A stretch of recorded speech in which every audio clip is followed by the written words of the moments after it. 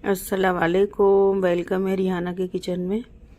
तो जी आज मैं बना रही हूँ बिरयानी, और मैं यखनी वाली बिरयानी बना रही हूँ, वही जिसको मुरादाबादी कहते हैं।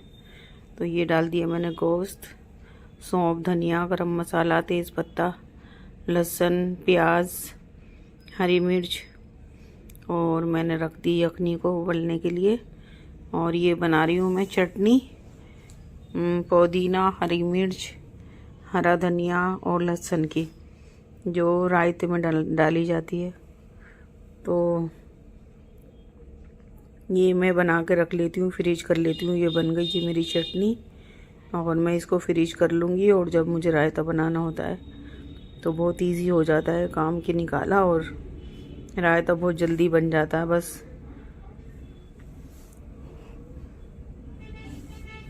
तो जी अब मैं बना रही हूँ बिरयानी। यखनी मेरी हो चुकी थी, और ये रख दिया मैंने अपना देगचा फरकाबादी, और इसमें डाल दिया मैंने गरम मसाला। पहले डाला मैंने ऑयल, फिर डाला इसमें गरम मसाला। और जी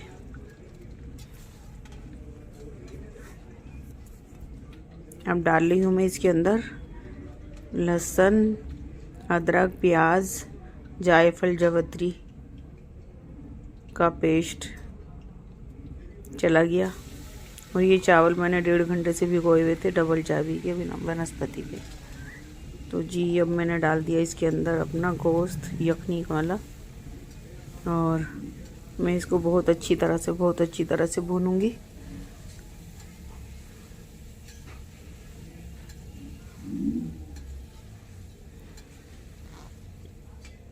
जितना अच्छा गोश्त भुनता है ना, उतनी अच्छी बिरयानी में खुशबू होती है।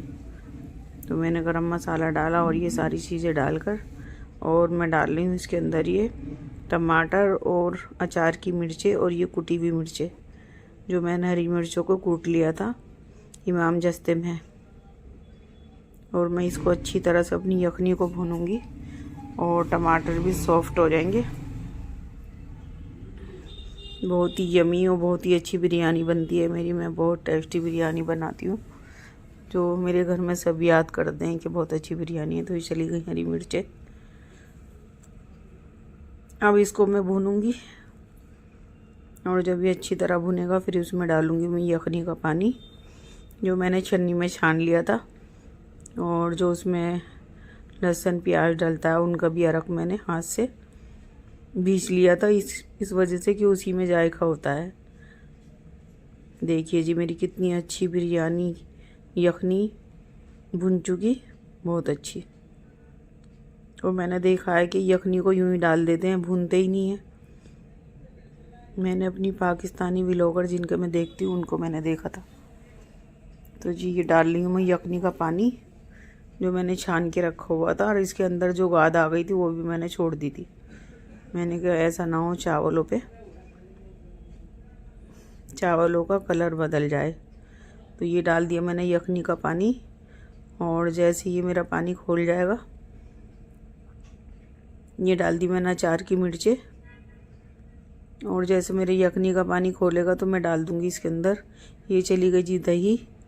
और यखनी का पानी खोलते ही मैं डाल दूंगी इसके अंदर चावल।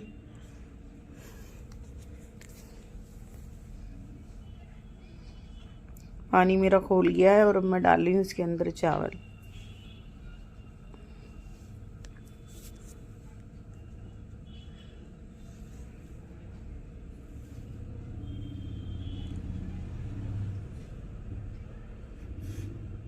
ये भी सारी चीज़ हो जाती है ना यखनी वगैरह, और ये भुन जाती है यखनी, तो चावलों में ज़्यादा टाइम नहीं लगता। और इत्तेफाक ऐसा हुआ कि मैं चावल डाल ही रही थी तो मेरी भावज का फ़ोन आ गया, और मैं बिरयानी भी बनाती रही और उनसे बात भी करती रही। तो दम आ गई थी मेरी बिरयानी। और देखिए जी ये अच्छा लगे सलाद बिरयानी का लुक।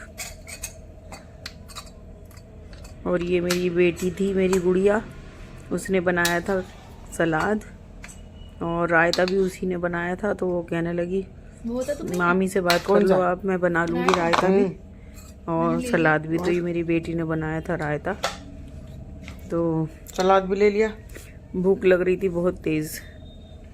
और मैंने बनाया था, कब बनाया था मैंने, रोजे के बाद। जब खा लेगी तो मुझे बता दियो कि खाने लगी थी। मैंने बनाया था 11 बजे बनाने लगी थी और 12 ही बज गए थे। तो जी ये अब सही आ रही है। मैं काट रही थी अफ्तारी, चटाई पे बैठी हुई पूरी आ रही है अब तो मैंने कहा रोजे का टाइम कल ऐसा हुआ कि बिल्कुल काम करते करते ही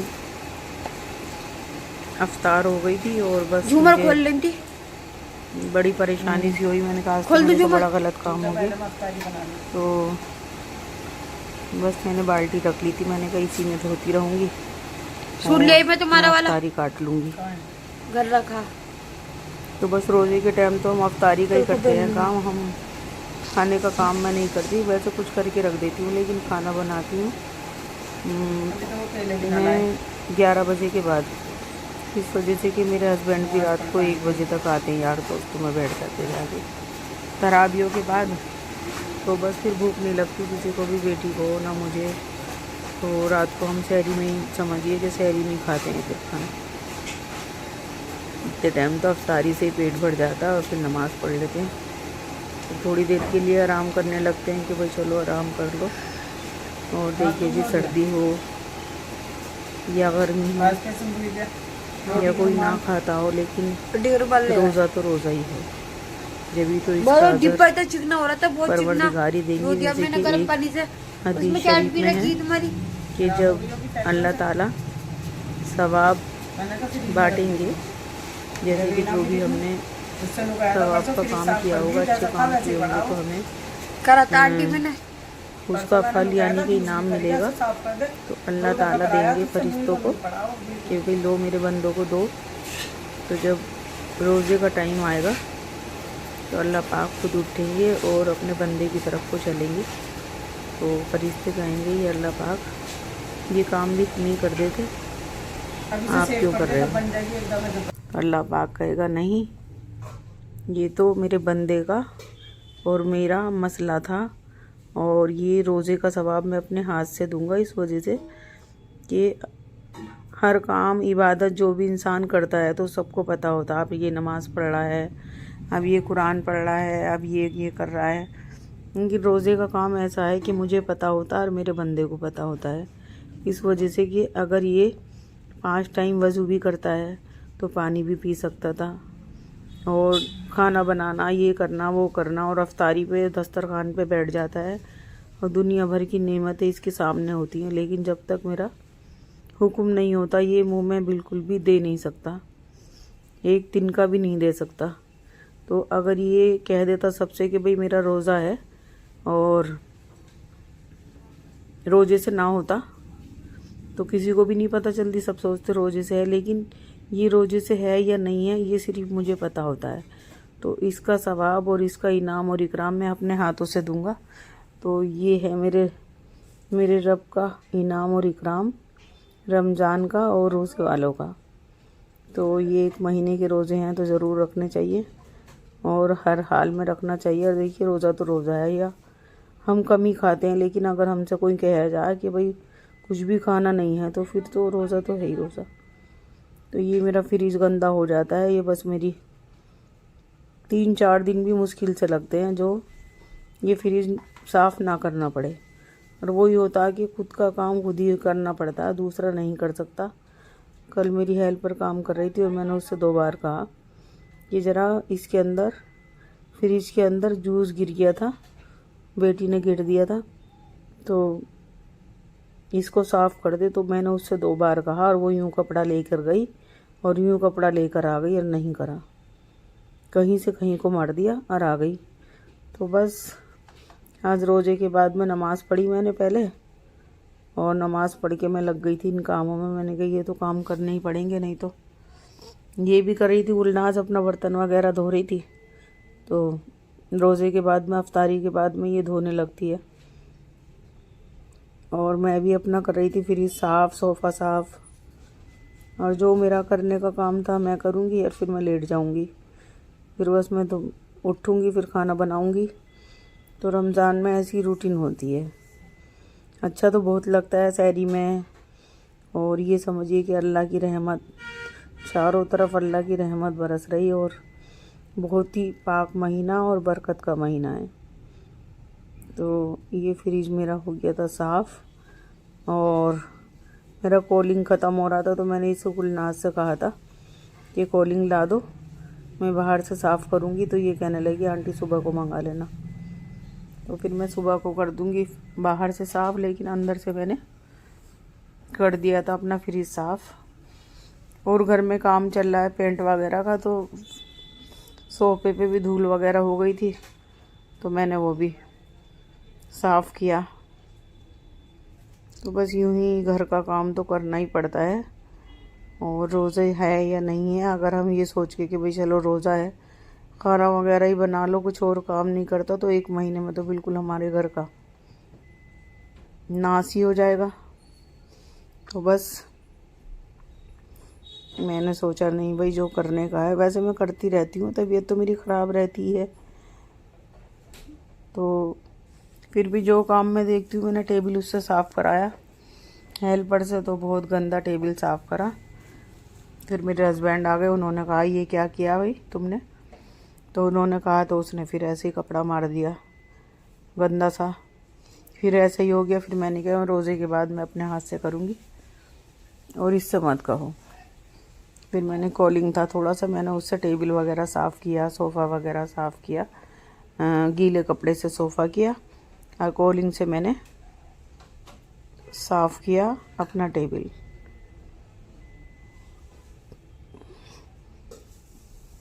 तो ये फ्रिज मैंने पिछले रमज़ान शरीफ में लिया था, 1 साल हो गया माशाल्लाह इसको। बस ये है ना, केयर मांगता है भाई, केयर अगर चीज़ की करोगे तो चीज़ भी आपके साथ चलेगी, और नहीं करोगे तो बस ऐसे ही रहेगा फिर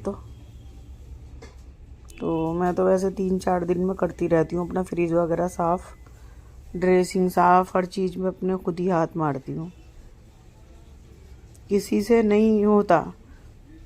कोई भी काम हो, वॉश बेसिन हो या कोई भी काम हो, जब तक कि अपना हाथ नहीं लगता वो सफाई नहीं नज़र आती। और ये हेल्पर जो होती हैं बस ऐसी ही होती हैं कि इतना, यही हेल्परों को मैंने रखा, और ये भी मेरे करीबन 5 साल से कर रही होगी काम, लेकिन बस दिल का काम नहीं करती, और कह के, और अगर मैं ना देखूँगी तो फिर तो बहुत ही जल्दी इधर मारा, एक हाथ यहाँ मारा, एक हाथ वहाँ मारा, और कर दिया गया आंटी मैंने कर दिया। अपने सामने तो थोड़ा कर भी देती, बाद में तो ये इतना भी नहीं करती। तो जी कैसे रोज़े चल रहे हैं, और कहाँ से देख रहे हो मेरी वीडियो, देखा करो, लाइक करो, सब्सक्राइब करो, शेयर करो, कमेंट करो, अच्छा लगे तब भी, ना अच्छा लगे तब भी। और रमज़ान मुबारक सबको। और कैसे चल रहे हैं रोज़े, तो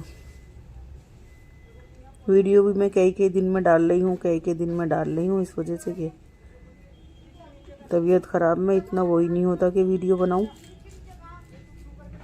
वीडियो अगर बन जाती है तो डलती नहीं है, एडिट करो। तो बस ये गुलनाज कर रही थी अपने बर्तन वगैरह साफ़, और मैं लगी पड़ी थी इसमें फ्रिज के अंदर ही। तो मैं इसे दिखा रही थी, फ्रिज के नीचे ना टाइल वगैरह पर बहुत धूल मिट्टी थी, तो मैंने कहा यहाँ पे तुम पोछा नहीं मार सकती, तो इसने कहा कि मुझे दिखाई नहीं दे रहा था, तो मैंने कहा मैं मार दूँगी बस। तो मैं नीचे पोछा लगा रही थी, लेकिन हाँ बहरहाल मैंने इसको दिखा दिया था कि देख लो भाई, आज तो मैं कर रही हूँ, लेकिन कोई शिकायत नहीं आनी चाहिए। अब ये कॉलिंग मंगा के कल को करूँगी मैं बाहर से साफ़। कर तो आज ही देती, लेकिन कॉलिंग नहीं था।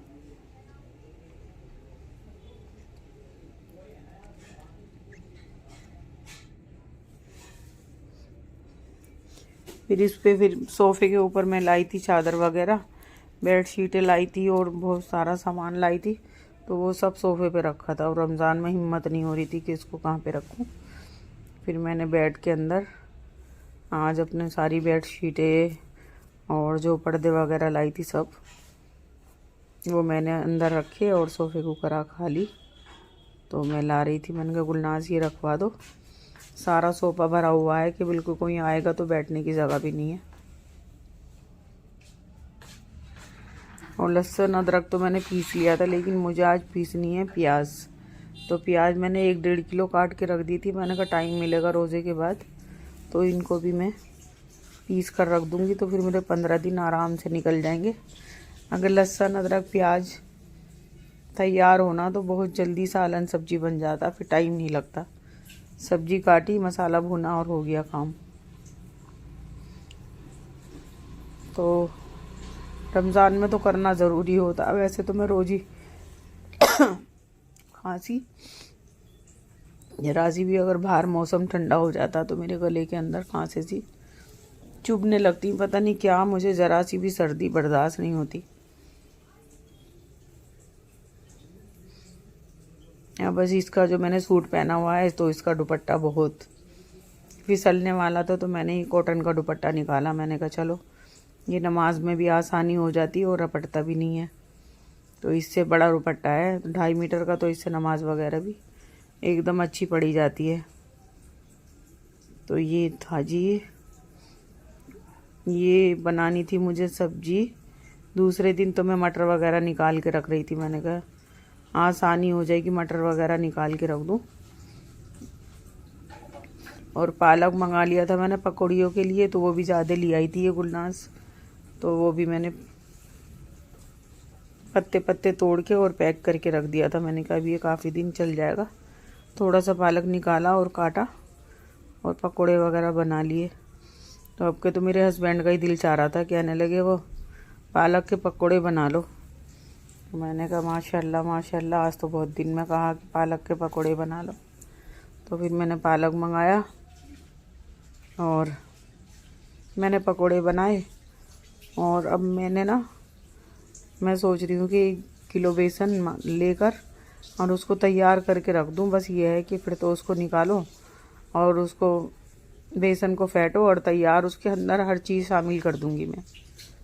फिर मुझे ये चीज़ें कि अब हल्दी डालो, मिर्चें डालो, नमक डालो और जी मेथी डालो, ये डालो, ये सब काम ख़त्म हो जाएंगे मैं सबको तैयार करके। तो देखो जी, हमने लगा दिया था दस्तरखान। रोज़ा अफ्तारी का टाइम हो गया था, तो बस दस्तरखान पे बैठ गई थी। और हम मेरे यहाँ मज़दूर भी काम कर रहे थे, वो पेंट वेंट कर रहे थे। तो वो बेचारे रोज़े से तो नहीं थे, मना कर रहे थे कि नहीं हम रोज़े से नहीं हैं। मैंने कहा कोई बात नहीं है, तुम बैठ जाओ और रोज़ा अफ्तार करके ही जाना। तो बस आज का व्लॉग मेरा यहीं तक था। अल्लाह हाफिज़।